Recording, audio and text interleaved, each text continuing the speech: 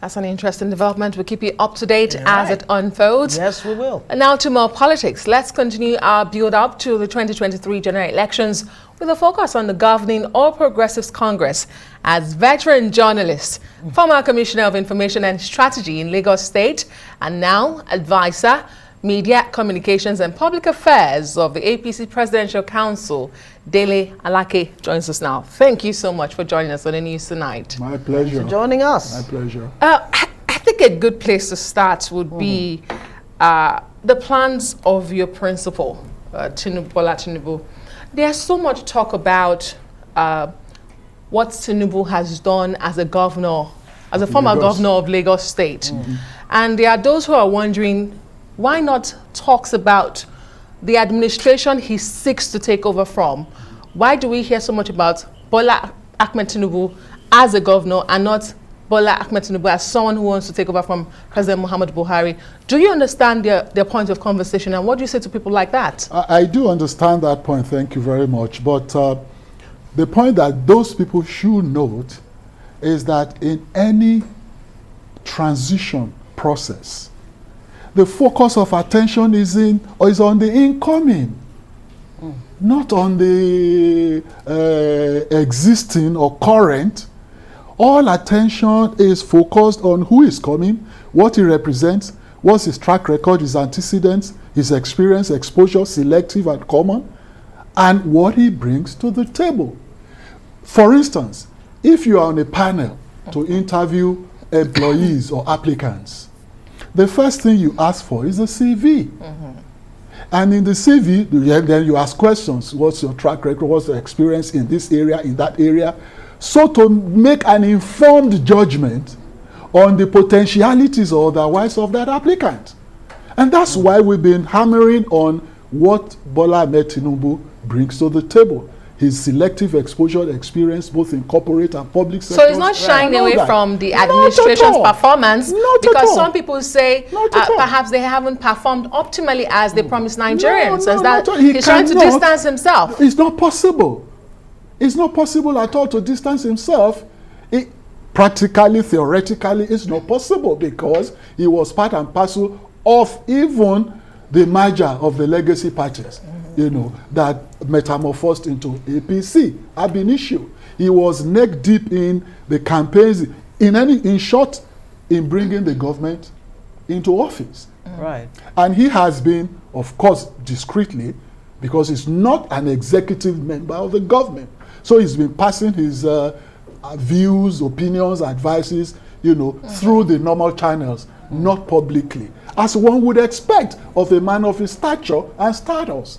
He cannot be discussing everything on the pages of newspaper or on television. So he cannot distance himself. But the point is that now contesting to take over from that government, he has to concentrate, and we also have to concentrate, those who are selling him, on what the potentials that he has, and how he's going to transform or improve upon whatever achievements that have been recorded, and correct whatever challenges that there are, settle those challenges, resolve those challenges, and move the country ahead.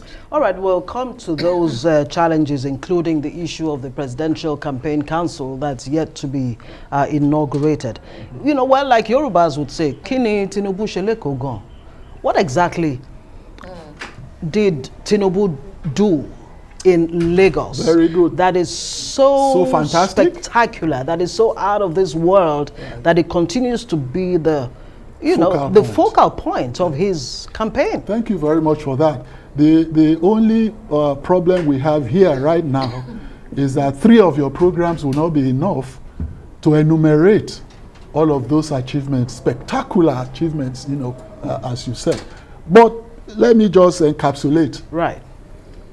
First of all, Tinubu is the only person contesting for the presidency today, out of all the major contenders, is the only person that in this dispensation that we are enjoying today, this civilian regime, he paid the price for it in terms of his serious engagement in the process of enthroning this democracy that we are practicing, that even the other contenders are having the privilege of enjoying. But it's arguable if Nigerians are really enjoying this democracy. You can argue it is a free world, but there are facts. Right. Opinion is free. Facts are sacred.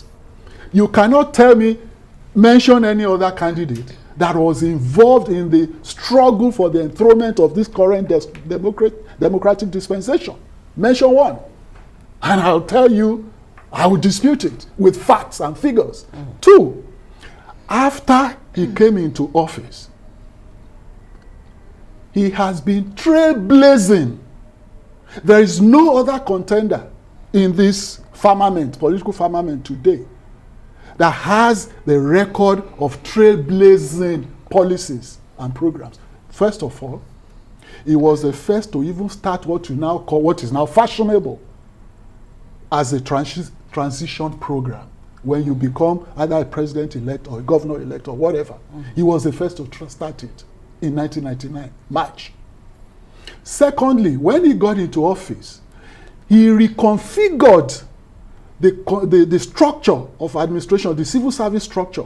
He was the first to extricate the Directorate of Budget, which was subsumed under the Ministry of Finance, in virtually either in the federal, in virtually all states of the country. He removed it because he emphasized the significance and importance of budget as a standalone. And the effect has been very obvious, and most states are copying it today. Right, but there are some other very pivotal things that he did, that he blazed in the economic development of Nigeria. Yeah, but some would argue, yes, I'll still let you land on that. Okay. Forgive me.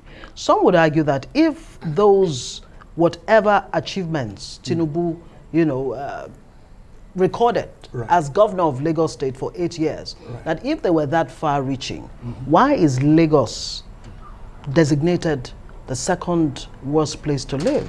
Thank you very much. Now, designating a city as the second, I can designate New York as the second of the first worst place to live in the world.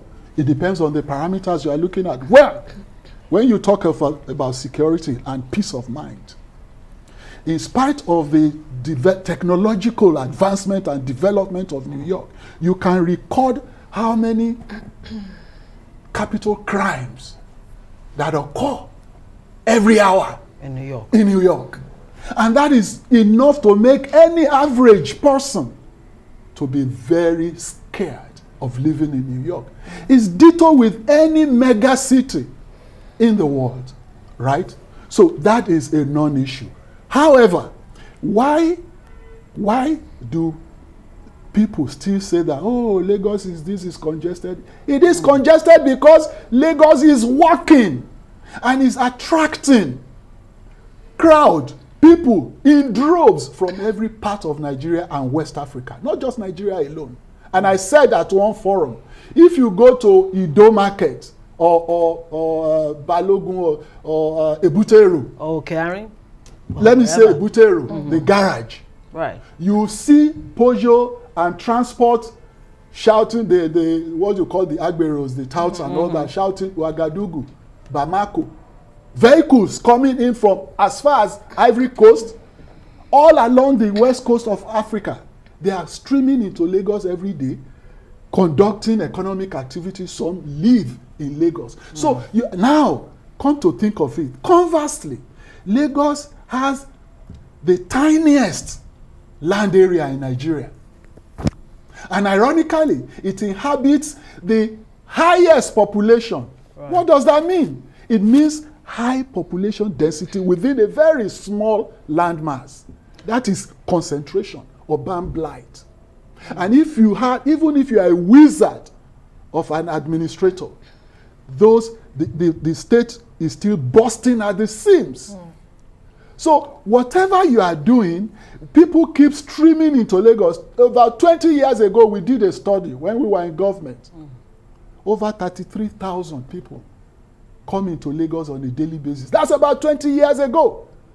And all the factors that we had or we have now were not there then to increase this drove into Lagos. So you have to factor all of those things into what your assertion is, to get a very balanced and objective view of the thing. Well, indeed, there are those who assertion. Yeah, I'm just well, what you have just repeated, re-echoing yes. is out there. Because there are those who will argue that Lagos beats far below its belt for the kind of population it has, and the plans Bola Tinubu will boast of or have put in place by him when he was governor, and of course those who have succeeded him under the same party platform. But let's talk about his plans to become the next president of Nigeria. Right.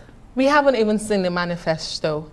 Do you have an idea of what the manifesto will look like? What is it bringing from this super Lagos that is arguable to the national? Great. Number one of the things that is indisputable is his capacity for creating wealth. And he did it admirably. Raised Lagos from a 600 million naira IGR per month to what it is today with the same mechanism that he instituted about 20 years ago. Now today, Lagos is ranked as one of the largest economies in Africa, if not the 5th largest economy in Africa.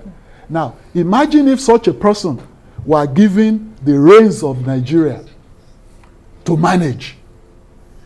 How Nigeria would have developed exponentially, financially. And without finance, you can't do very little. You cannot do infrastructure to commensurate level that will be comprehensive all over the country. You cannot even create employment. You cannot create the enabling environment for commerce to thrive, or industrialization, even the human capital development of education and health. You need money for all of this. He has that demonstrable capacity that he has done.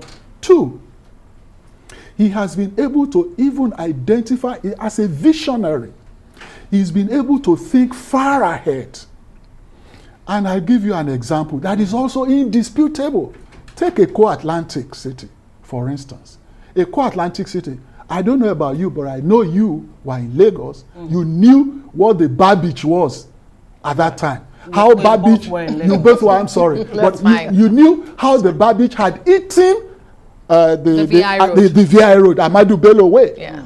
And the value of properties on VI went down. Even people were emigrating.